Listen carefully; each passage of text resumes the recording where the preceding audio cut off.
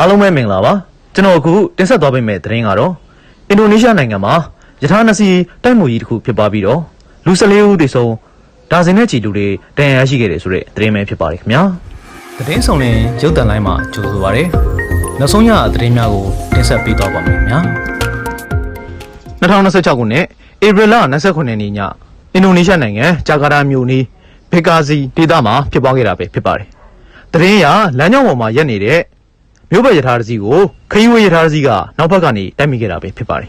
ဒီတိုက်မှုကြောင့်လူ14ဦးသေဆုံးခဲ့ပြီးတော့လူရောက်80ကျော်ဒဏ်ရာရရှိခဲ့လို့လည်းသိရှိရပါတယ်များ